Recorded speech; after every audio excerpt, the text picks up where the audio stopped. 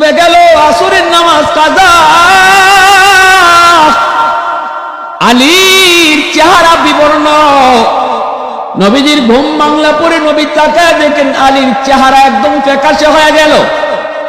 নবী বলতেছেন, আলী সমস্যা কি একটু কও।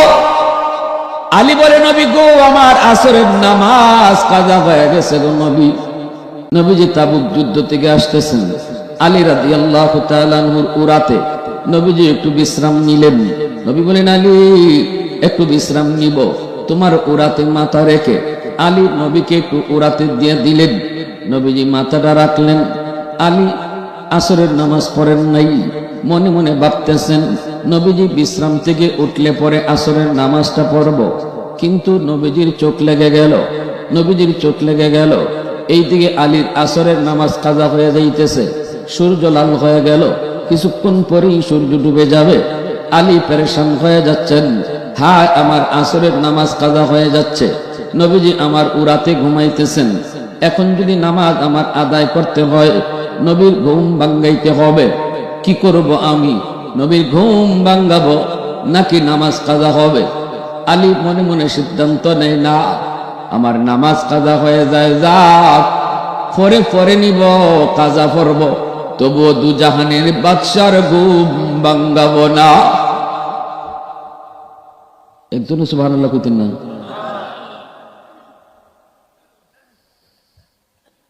সূর্য ডুবে গেল, আসরের নামাজ কাজা। আলীর চেহারা বিবর্ণ। নবীজির ঘুম বাংলা পরে নবী তাকায় দেখেন আলীর চেহারা একদম ফ্যাকাশে হয়ে গেল। নবী বলতেছেন, আলী সমস্যা কি একটু কও। আলী বলে, নবী গো, আমার আসরের নামাজ কাজা হয়ে গেছে গো নবী। আল্লাহর নবী তখন বলেন, আলী রে, কেন তুমি নামাজ কাজা করলে? আমাকে কেন তুমি ডাক দিলে না? আলী কই, নবী গো, আমার মন বলেছে নামাজ কাজা হয়ে যায়, হয়ে যাক, তবু আপনার ঘুম ভাঙ্গাইতে আমি রাজি না। এই কথা বলতেই নবীজি হাত উঠে দিছে আল্লাহর দরবারে। হাত উঠে নবী কই, মালিক রদ্দে শামস নামক কিতাবের ভিতরে লিখেন, আমার নবী দুটা হাত যখন বাড়ায় দেয়, আল্লাহ আমার আলীর নামাজ কাজা হয়েছে নিজের দোষে না, তোমার বন্ধুর আরামের জন্য তার নামাজ কাজা হয়েছে। এই বন্ধু দুইটা হাত তোমার দরবারে উঠায় দিছে, মালিক আমি আসরের নামাজ আলীর কাজা হতে দেব না। আলী টাইম মতো নামাজ পড়তে হবে। তোমার ডুবন্ত সূর্য আবার তুমি আকাশে উঠাও। আরো জোরে বলো সুবহানাল্লাহ। ডুবন্ত সূর্য আবার আকাশে উঠাও, আমার আলী যেন টাইম মতো নামাজ আদায় করতে পারে। দ্বীনের নবী, মায়ের নবীর হাত উপরে থাকতে থাকতে ডুবন্ত সূর্য আল্লাহ আবার আকাশে উঠায় দিছেন। নবীজির হাতের কি পরিমাণ দাম, কেমন দামি হাত ছিল আমার আপনার নবীর হাতের। যুবক, ওই নবী তিনবার হাত উঠাইছে যুবকের জন্য। কবরের আযাব বন্ধ হয় না। নবী জানতে চায়, মালিক হাতের দাম কমে গেছে, গন্ডগোল আমি কোন জায়গায় করছি? আমি কি কোনো ভুল করেছি? তোমার কুদরতে কলিজায় কি ব্যথা দিছি? আল্লাহ কয়, না বন্ধু না, গন্ডগোল তুমি লাগাও নাই, বেজাল লাগাইছে ওই যুবকে। এই যুবকের মা এখনো দুনিয়ায় জীবিত। এই মার কলিজায় বড় ব্যথা। মরণের সময়টাতেও মায়ের সন্তানকে মাপ দেয় নাই, মারে অনেক নির্যাতন করছে, মার গায়ে হাত পর্যন্ত উঠাইছে। মরণের সময়টাতেও মা সন্তানকে মাপ দেয় না। এজন্য আমি আল্লাহ সিদ্ধান্ত নিয়েছি, যতক্ষণ পর্যন্ত তার মা তারে মাফ না দিবে আমি আল্লাহ তার আযাব বন্ধ করব না। রহমতের নবী, মায়ার নবী কয়, সাহাবীরা যাও, তাড়াতাড়ি করে তার মাকে সালাম জানাও। মহিলাকে সালাম জানানো মাত্রই নবীর দরবারে মহিলা চলে এসেছে। আল্লাহর নবী কয়, মা গো, এই কবরটা কার, তুমি চিনোনি? মহিলা কয়, নবী গো, চিনি, আমার ছেলের কবর। নবী বলতেছে, তোমার ছেলে নাকি তোমার ভীষণ কষ্ট দিয়েছে, এজন্য কবরের মধ্যে আযাব ভোগ করতেছে। আল্লাহ আমাকে অন্তর চোখে দেখাইছে গো মা, আমি 3 বার তার জন্য হাত উঠাইছি, সুপারিশ করেছি, সাহাবীরাও আমিন কইছে, তবুও তার আযাব বন্ধ হয় না। শেষমেশ আল্লাহ আমাকে জানিয়ে দিছে, যতক্ষণ পর্যন্ত তুমি মা তাকে মাফ না করবা ততক্ষণ আল্লাহ তার আযাব বন্ধ করবে না।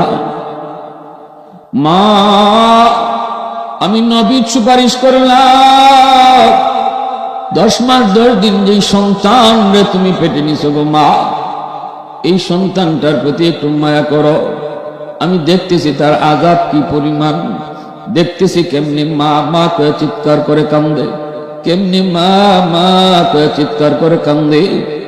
মা গো, তুমি তার মাফ করে দাও, আমি নবী সুপারিশ করি। কিন্তু বুড়া মা মাথার নিচের দিকে দিয়া দিছে, নবীজির কথার কোনো জবাব দেয় না। নবীজি বারবার বলেন, মা দয়া করে তুমি ছেলেকে মাফ করো, নইলে কিন্তু আযাব আল্লাহ বন্ধ করবে না। এক পর্যায়ে মহিলার চেহারা উপরে উঠেয়া চোখের পানিটা মুছে আর কান্দে আর কই, নবী গো, আমি এরে মাফ করবো না গো, এখনো আমার পিঠে মাইরের দাগ আছে। নাউজুবিল্লাহ, জোরে কর, আর একটু জোরে কর, নাউজুবিল্লাহ। আল্লাহর নবী, রহমতের নবী, মায়ার নবী বুঝে গেছেন মার দিল শক্ত হয়ে গেছে, মা ছেলেকে মাফ দিবে না। এইবার নবীজি আল্লাহর কাছে আবদার করে, মালিক, বুঝেছি মার দিল শক্ত হয়ে গেছে, মায় মাফ করতেছে না, আল্লাহ মার দিলটা কেমনে নরম করব? দিলের উপরে তো আমার কোনো এখতিয়ার নাই, তবে আমি তোমার কাছে আবদার করি, কবরের আযাবটা তুমি আমাকে যেইভাবে দেখায় দিছ, এইভাবে তার মারেও তুমি দেখায় দাও। কারণ আমি নবীর মন বলে, মা যদি নিজের চোখে সন্তানের আযাব দেখে গো আল্লাহ, তাহলে মার দিল নরম হয়ে যাবে। সাথে সাথে আল্লাহ কয়, বন্ধু, তোমার এই দরখাস্ত আমি কবুল করলাম। আওয়াজ দিয়া কন্যা সুবহানাল্লাহ। প্রশংসা করব কার? আওয়াজ দিয়া বলেন কার? ওয়াহদাতি কি হিফাজতি নিহি বেকুওয়াতে বাজু, ওয়াহদাতি কি হিফাজতি নিহি বেকুওয়াতে বাজু, आती नहीं कुछ कामी हाथ ले खुदा दाद, ऐ मर्द खुदा तुझको कुव्वत नहीं हासिल, जा बैठ किसी गार में अल्लाह का करिया, ये सच है कि बाती की तरफदार नहीं हम, गद्दार न समझो हम गद्दार नहीं हम, गद्दार न समझो हमें गद्दार नहीं हा। मुसलमाনের আওয়াজে বলেন আল্লাহু আকবার। সাথে সাথে আল্লাহ পাক কবরের আযাবের দৃশ্যটা নবীরে যেইভাবে দেখাইছেন, সাথে সাথে আল্লাহ মার চোখেও দেখায় দিলেন। মা দেখতেছে সন্তানের আযাবের দৃশ্য, আগুনে পোড়ার দৃশ্য, সাপের কামড়ের দৃশ্য, আর চিৎকার করে মা মা করে চিৎকার করে কান্দে। এই আওয়াজটাও মায় শুনলো, আযাবটাও মায় দেখলো, সাথে সাথে মার দিল নরম হয়ে গেছে। পৃথিবীতে এমন কোনো মা নাই, এমন কোনো বাবা নাই। যুবক, বিদেশ বাড়িতে যদি সন্তান বিপদে পড়ে, সবার আগে মায় টের পায়। আওয়াজ দেখো, আওয়াজ দেখো। রক্তের সম্পর্ক,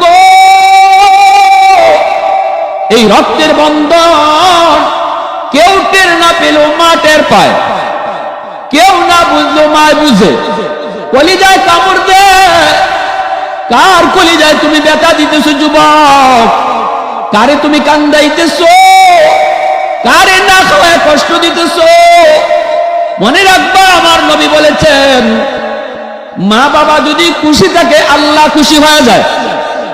রাদার রাব্বি ফি রাদাল ওয়ালিদাইন ওয়া সাখাতুর রাব্বি ফি সাখাতিল ওয়ালিদাইন। আর বাপ মা যদি নারাজ থাকে আল্লাহ নারাজ। মা বাবারে নারাজ করে পৃথিবীতে কেউ আল্লাহকে রাজি করাইতে পারবা না। বাপ মা রাজি থাকলে আল্লাহ রাজি। আল্লাহু আকবার, জোরে বলো, আর একটু জোরে বলো আল্লাহু আকবার। এই মারে বাবারে চোখের পানি জড়ায়া বাপ মার কলিজায় আঘাত দিয়া তুমি ব্যবসায় উন্নতি করতে চাও, অসম্ভব সেটা হবে না। হায়াতের ভিতরে বরকত পেতে চাও, অসম্ভব সেটা হবে না। দুনিয়ায় তুমি ইজ্জত সম্মান চাও, অসম্ভব সেটা হবে না। হাকিমুল উম্মত মুজাদ্দিদ মিল্লাত মাওলানা আশরাফ আলী থানভী রহমাতুল্লাহি আলাইহি বলেছেন, যে সন্তানের পিছনে তার বাপ মার দোয়া থাকবে, এক নাম্বার দুনিয়ার ফায়দা হলো আল্লাহ তার হায়াতের মধ্যে বরকত বাড়ায়া দিবে। দুই নাম্বার ফায়দা তিনি বলেছেন রিজিকের মধ্যে আল্লাহ বরকত বাড়ায়া দিবে। তিন নাম্বার ফায়দা বলেছেন দুনিয়াতে আল্লাহ তার ইজ্জতের চেয়ারে বসাইবে। চার নম্বরে ফায়দা বলেছেন দুনিয়াতে আল্লাহ পাক রব্বুল আলামিন এই দুনিয়ায় জীবিত অবস্থায় আল্লাহ তারে মক্কা মদিনা দেখাইবে। আওয়াজ দিয়া কও না সুবহানাল্লাহ, আর একটু জোরে কও না সুবহানাল্লাহ। পৃথিবীতে মায়ের মতো আপন কেউ হবে না, পৃথিবীতে মায়ের মতো আপন কেউ হবে না। তোমরা কোনদিনও মায়েরই মনেতে কষ্ট দিও না, তোমরা কোনদিনও মায়েরই মনেতে কষ্ট দিও না। ঈদের দিনে সবাই আনন্দ করে, কিন্তু যেই মার ছেলে বিদেশে আছে এই মা ঈদের দিনও আনন্দ করতে পারে না। মা সব সময় চিন্তা করে আজকে ঈদের দিন সবাই আনন্দ করে মিষ্টি খায় গো, কিন্তু বিদেশ বাড়িতে আমার কলিজার টুকরা সন্তান কেমনে জানি ঈদ পালন করে, কেমনে জানি সেমাই খায়, কে তারে রান্না দেয়, কে তারে মিষ্টি খাওয়ায়, এই চিন্তা করে দুঃখিনী মা ঈদের দিনও আনন্দ করতে পারে না। পৃথিবীতে মায়ের মতো আপন কেউ হবে না, পৃথিবীতে মায়ের মতো আপন কেউ হবে না। তোমরা কোনদিনও মায়েরই মনেতে কষ্ট দিও না, তোমরা কোনদিনও মায়েরই মনেতে কষ্ট দিও না। কত পাপী এমন আছে মাকে কষ্ট দেয়, মায়ের মনে কষ্ট দিয়ে অভিশাপ নেয়। মায়ের মনে কষ্ট দিলে খোদা যে সহে না, মায়ের মনে কষ্ট দিলে খোদা যে সহে না। তোমরা কোনদিনও মায়েরই মনেতে কষ্ট দিও না, তোমরা কোনদিনও মায়েরই মনেতে কষ্ট দিও না। মুসলমানের আওয়াজে বলো আল্লাহু আকবার। আল্লাহর নবী রহমতের নবী যেই মাত্র আল্লাহর কাছে আবদার করলেন, সাথে সাথে আল্লাহ পাক আযাবের দৃশ্যটা মার চোখের সামনে আল্লাহ তুলে ধরলেন। এইবার আযাবটা নবীও দেখতেছে, মায়ও দেখতেছে, সাহাবায়ে কেরাম তারা কেউ দেখে না। আল্লাহ এই দুইজনের চোখের সামনে থেকে পর্দা সরাইয়া দিছে। মা দেখতেছে, নবী দেখতেছেন, আর কেউ আযাব দেখে না।